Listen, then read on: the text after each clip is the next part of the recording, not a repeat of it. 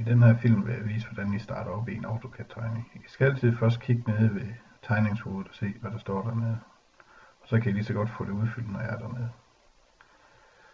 Nu står vi inde i dato, så skriver vi, jeg skriver bare en dato her, 24.5.15.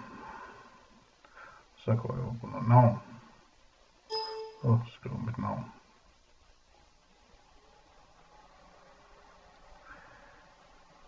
Så har I husket det, så skal vi ikke til at lave det om.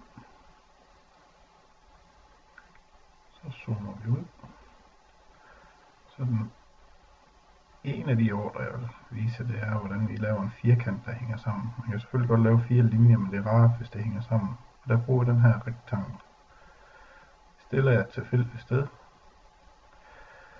Venstre klikker. Så først så skriver I længden, hvor lang I vil have en henad. 228, det er jo længden på vores sten. Og så bredden på sten, det er jo 108, fordi det er set fra vandret perspektiv, altså ned på stenen. Nedenunder, der skal vi have lavet en, hvor vi kigger ind på facaden. Men det er jo stadigvæk de 228 henad. Så er det kun 54 i højden, selvfølgelig. Sådan. Heroppe er der det lag, vi skal tegne i. Den står i mursten, så det er jo egentlig rigtigt nok. Men der er en hel masse lag, hvis vi skal til at tegne fliser eller alt muligt andet. Og det skal jeg altså huske at skifte sådan, at det bliver de rigtige stregtykkelser, når jeg skal ind. Så jeg tegner let beton, det vil jeg jo så ikke. Nu tegner vi mursten, så bliver vi i mursten.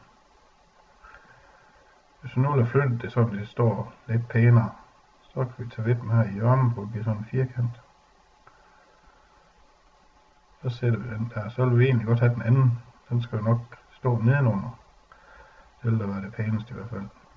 Så tager man først væggen hernede.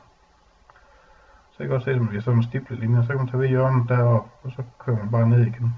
Så er den lige nedenunder. Det kan jo tit være smart.